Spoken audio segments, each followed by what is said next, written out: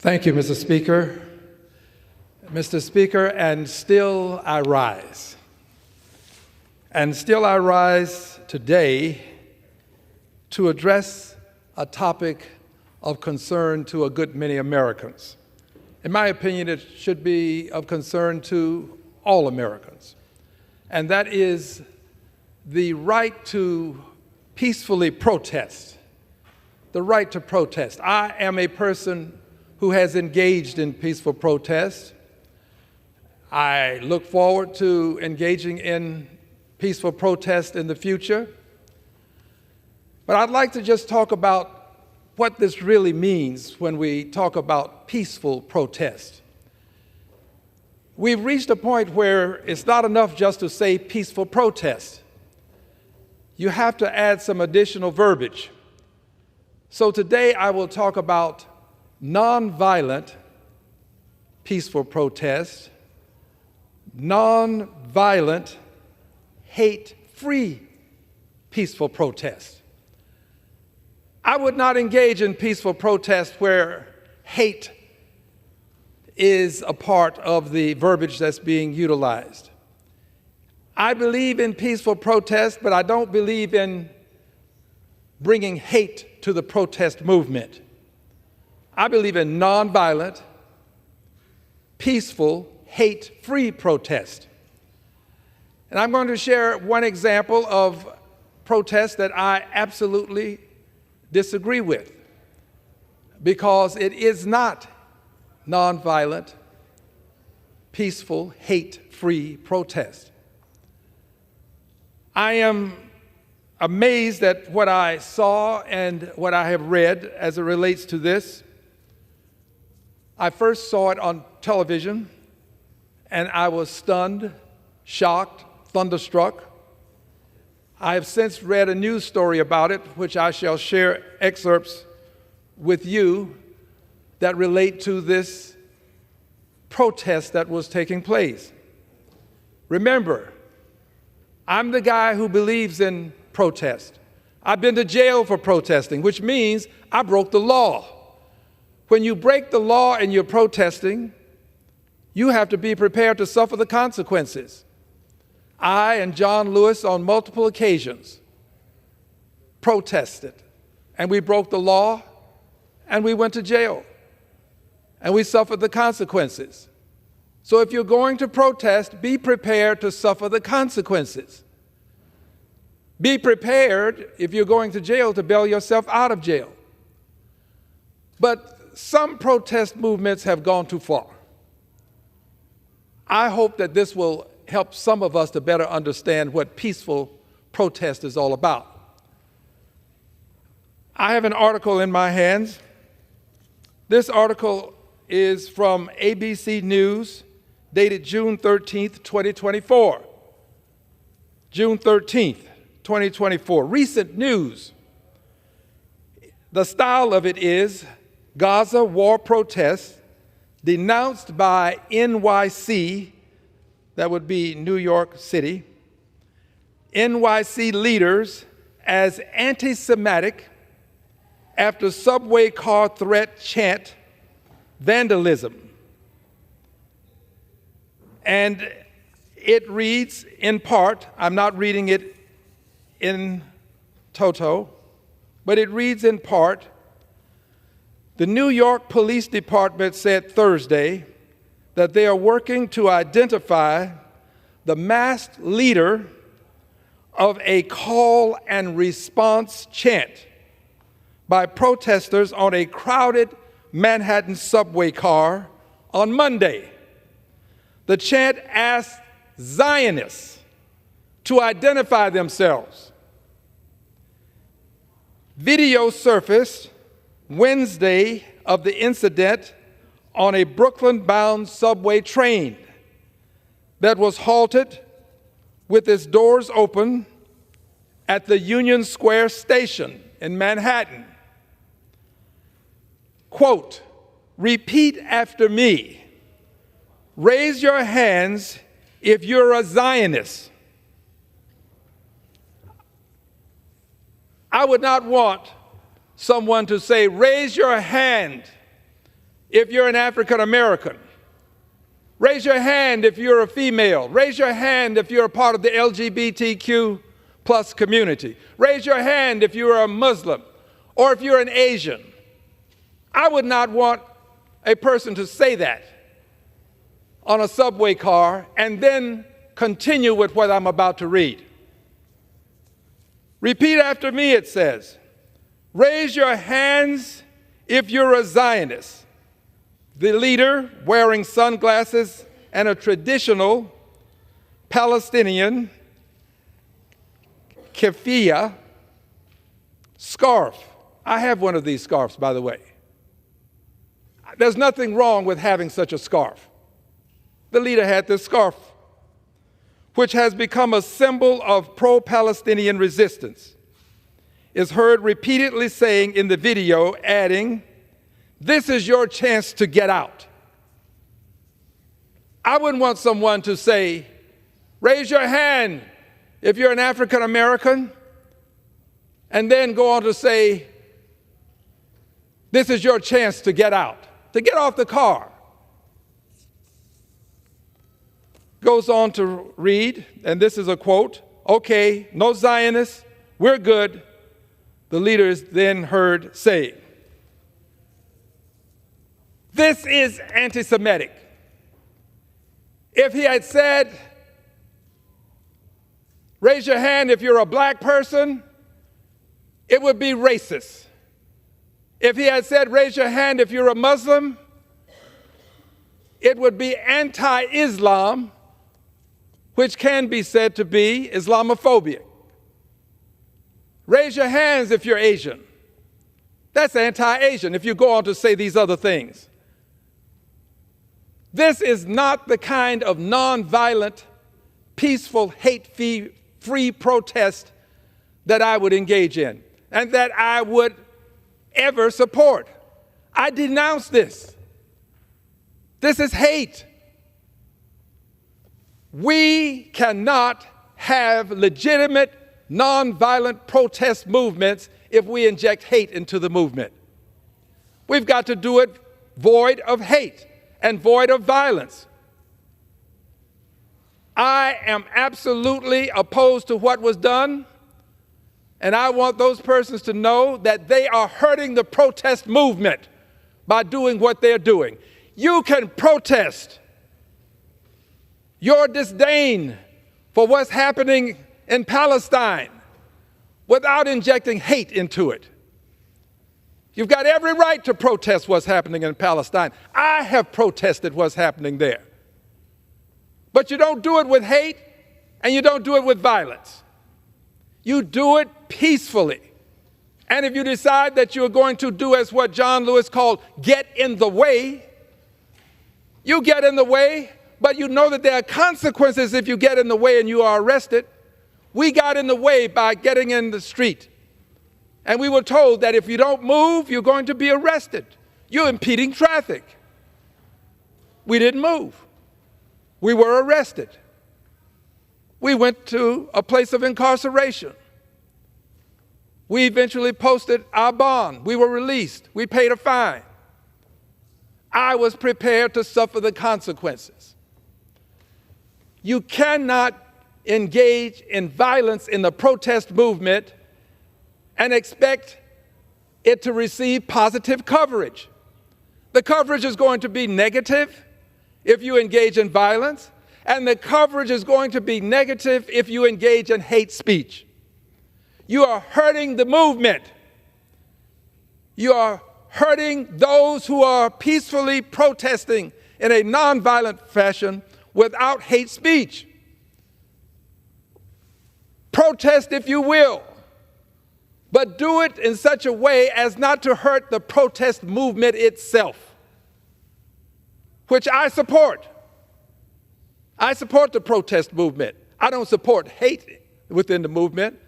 I support saying to the world that you don't think what's happening in terms of the killing of the babies in Gaza to be something that is acceptable. Now, that's my language, and there's other language that's acceptable. But you cannot do it, in my opinion, and expect a positive response if you do it with violence or hate speech. We in this country understand that the country was founded to a certain extent on protest. The Pilgrims were protesting, and they came to this country, brought their movement with them. When the farmers came to Washington, D.C. with their tractors protesting, it was perfectly legitimate protest, acceptable. Nonviolent, peaceful, hate-free protest is acceptable. And I would ask the news medium, all of those various outlets that cover these protests, cover some of the protests that are positive. Present them. Let the world know that not everybody is engaging in hate speech. Not everybody is anti-Semitic that's protesting. Not everybody is violent that's protesting. Let the world know that there is peaceful, nonviolent, hate-free protest taking place in this country. I'm asking you to do this, CNN, MSNBC, ABC, CBS, Fox.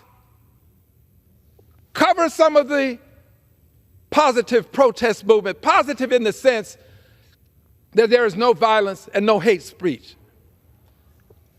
When you don't do that, when you fail to cover those protest movements, you are then in covering the protest movements that are filled with violence and hate speech, you are then showing the world what might appear to be only that type of protest taking place in this country. And that is not the case. There are many protest movements that have taken place that were nonviolent, hate-free protests. We ought not allow ourselves to believe that only hateful protest movements are taking place. And there are many protests where some one or two people, some outsiders will intrude, interlopers. And these interlopers intrude and they then engage in hateful messaging or they engage in some sort of violence. But that shouldn't taint all of the other persons, perhaps the hundreds of persons who are protesting without violence and hate speech. Cover them fairly. Say that there were these handful or this number, whatever it is. But be fair to the many people who are there and are protesting without hate and without violence. I'm asking the news media to please do this. Let other people see in the world that we protest in this country and we do it without violence and we do it without hate speech. I think that I can give evidence of what I speak.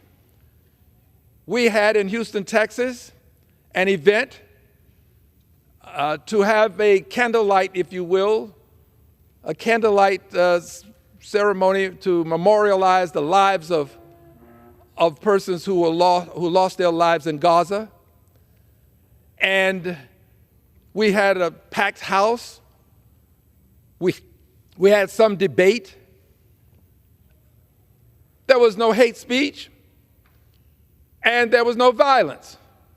And there was no coverage. No coverage. Now, I have seen multiple protests concerning what happened on October 7th, and that merits being protested. I support that, protesting it. What happened was horrific. We ought to protest that. And when that is protested, I have seen it covered. Positive news coverage. Well, there are two sides to this when you get to the things that have happened since October 7th and all that has happened in Gaza with the destruction of schools, the destruction of hospitals, of roads, of bridges, of homes. with all of this destruction, it is not unreasonable for some people to conclude that this ought to be something worthy of protestation. So when this occurs and there is no violence, no hate speech, I challenge the news media to cover it too, just as you cover those who protest what happened on October 7th, and I'm among those who would do so. October 7th was a horrific day in infamy. So let us be fair in the coverage, and let us, those who are protesting, understand that if there's a person among your protest movement who is out of line, who is being hateful, if there's a person who is being violent, we in the 60s, when we were protesting, we would meet before the protests would start, and we would agree on certain things. One, we wouldn't be violent. And if someone should do something to indicate some degree of violence, we would turn to that person and point and say, "Not with us." We would remove that person from the protest. Not with us. Not with us. And let the police take him away. And we continue with our peaceful protest. It is important to have free speech, freedom of assembly, freedom to protest. That's what this country was founded on to a great extent. And we want to maintain it. And to do it, I think the news media has a role, and that is to present fair coverage of these protest movements. And I think that the people who are protesting have a role. Your role is to say to the world that we are here to have a peaceful, nonviolent, hate-free protest. I think you should be able to simply say to peacefully protest, and it should incorporate these other things. But you can say it all. And those who act in a violent way are not with us. Say it before you start the protest. They're not with us. Anybody who says something that's racist, anti-Semitic, sexist, Islamophobia, utilizing Islamophobia, behaving in an Islamophobic way, anti-Islamic, anti-Asian, announce they're not with us. And we don't want them to be a part of this.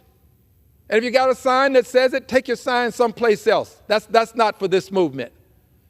That's your job if you are a part of the protest movement and you're a leader. And finally, be prepared. Be prepared to suffer the consequences. Be prepared. We would, if arrested, not resist. That's another charge.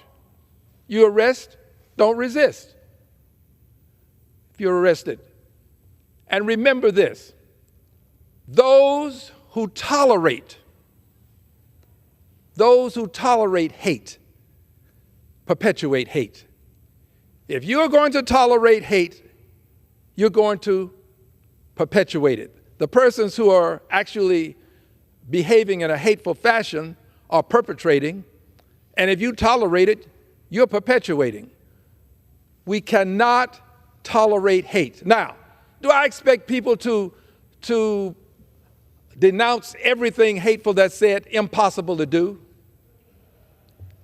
But there are things that you can select in your own way that you want to denounce, as I am today. Do that. You can be selective. It is impossible to denounce all of the hate in the world. I wish we could, except for saying, I denounce all hate in the world. Okay, I've said that. But when you get to the specificities, it's impossible to denounce every specific act of hate. But I'm denouncing today what happened in New York on that subway when people were singled out. You don't do that. Not in this America. You shouldn't. And if you do it, then you're going to be labeled as anti-Semitic. And there's nothing unfair about that label being placed on you if you behave in the fashion that I have articulated earlier. Those who tolerate hate perpetuate hate. Those who tolerate hate perpetuate hate. I'm proud to know that there are persons from the New York delegation. There were other incidents that occurred, and there are persons from the New York delegation who spoke up and indicated that there was anti-Semitic activity taking place. And I'm very proud of them. Majority Leader Schumer spoke up on the floor denouncing the hate. Representative Ocasio-Cortez spoke up denouncing the hate. Our minority leader here in the House, Hakeem Jeffries, spoke up denouncing the hate. I don't expect them to speak up every time something happens. I appreciate what they've done this time, but I don't expect them to speak up every time. But I do hope that as we move forward, we will not allow one side of the protest movement, which is obviously distasteful, to be continually publicized to the extent that it gives the image to those who don't know better that all of the protest movements are about hate and violence, because this is not the case. I support peaceful, nonviolent, hate-free protest, and I yield back the balance of my time.